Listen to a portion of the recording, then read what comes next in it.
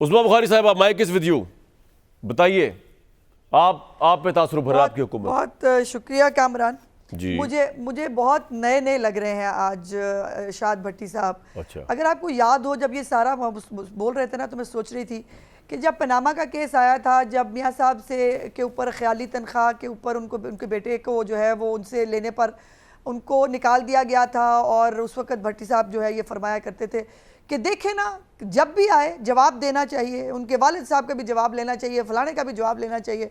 आज वो कह रहे हैं कि जो जवाब लेते हैं उनसे जवाब ना लिया जाए, तो ये बात को मेरी समझ में तो आई नहीं, पहली बात। दूसरी बात ये है कि ये अजीब है कि जो इल्ज़ाम लगाया गया, उस इल्ज़ाम का कोई जवाब नहीं है, लेकिन अगर किसी ने इल्ज़ाम लगाया है, किसी ने बात किया है, तो उसको जो है वो पकड़ के तौहीन अदालत ले आओ।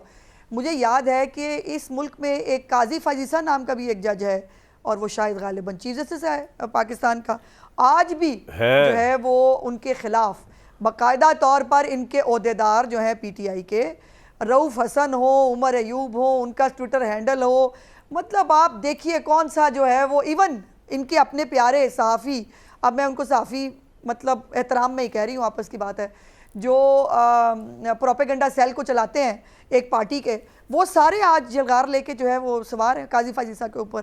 और आपको याद होगा कि उनको जो है वो जब नोटिस दिए गए FIA की तरफ से, और जब वो अदालत में आए तो काजी फाजिसा साहब ने कहा कि नहीं, मेरी वजह से किसी को नोटिस ना दे। नहीं, लेकिन अदालत ने जो आज आपको कहा अटॉर्नी जनरल को कि आप लोग खामोश खड़े हुए हैं, जो जिम्मेदार पाएगा छोड़ेंगे नहीं, गर्मी अडियाला जेल में गुजरेंगी उन लोगों की, PTA FIA पैमरा कुछ नजर नहीं आ रहा, और भट्टी साहब भी कह रहे हैं कि आपको बेनिफिशियरी नजर आ रहे हैं, इसलिए आप कुछ नहीं कर रहे हैं। इन जजों की तस्दीक हो रही है सोशल मीडिया पे, इसका तो रिस्पॉन्ड करें ना उस्मा साहिबा। क्या बात है। नहीं, मैं इसी पे आ रही थी। देखिए, भट्टी साहब की अपनी बात में तजाद है, वो इस तरह कि वो खुद ही बता रहे हैं कि इस्लामाबाद हाई कोर्ट से वन साइडेड जो है रिलीफ मिलता है इमरान खान और उनकी पार्टी को।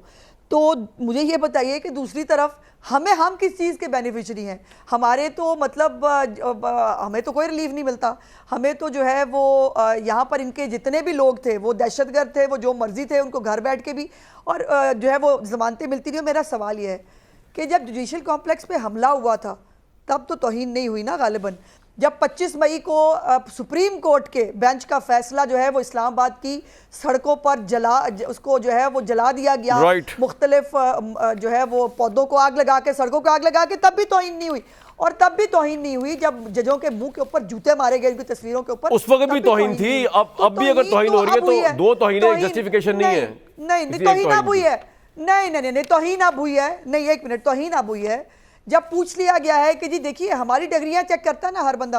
कामरान साहब, आप भी हमारी डिग्रियां चेक करते हैं, जज भी चेक करते हैं, इलेक्शन कमीशन भी चेक करता है, तो हर एक की डिग्री चेक होनी चाहिए। ये दयानत का और अमानत का जो सर्टिफिकेट है, ये तो सुप्रीम जुडिशल काउंसिल देख लेगी, उसकी डिटेल्स में हम नहीं जा रहे। अच्छा, आपका पॉइंट आ गया। आखिरी बात, नो, एक मिनट, आखिरी बात, सुप्रीम जुडिशल काउंसिल में अभी तक जितने रेफरेंसेस जो हैं वो किए गए हैं, मुझे बताइए किसी एक का जवाब आया अभी तक?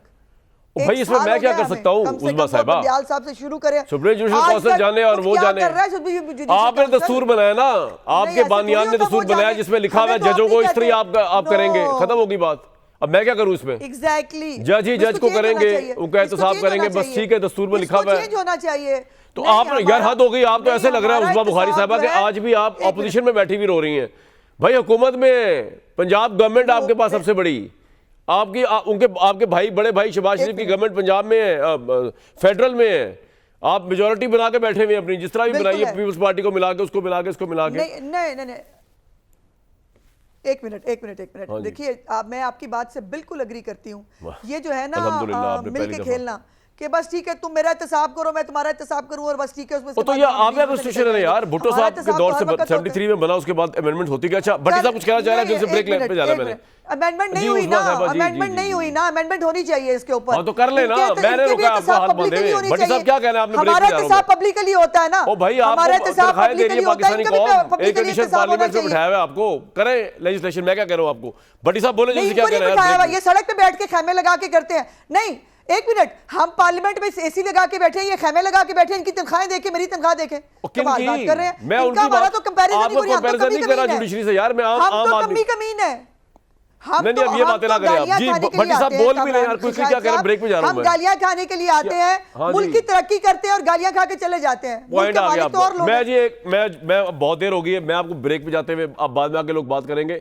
उधर अवाम बाहर मर रही है महंगाई से, भट्टा बैठ गया बजट से। दूसरी तरफ इमरान खान ने अडयाला जेल में कह दिया जी मेरे साथ इतना बुरा सलूक किया जाए, भूख हड़ताल पे जा रहा हूं। अब ये दो चीजें हम बर्दाश्त नहीं कर सकेंगे कि अगर इमरान साहब को अंदर कुछ हो गया और बाहर अवाम तो खैर पिसी रही है, उसकी तो बर्दाश्त कर लेंगे। इमरान साहब कुछ हो गया हम बर्दाश्त नहीं करेंगे, भूख हड़ताल नहीं होने दूंगा मैं। आज पूछा जाएगा गवर्नमेंट से ज्यादती क्यों हो रही है।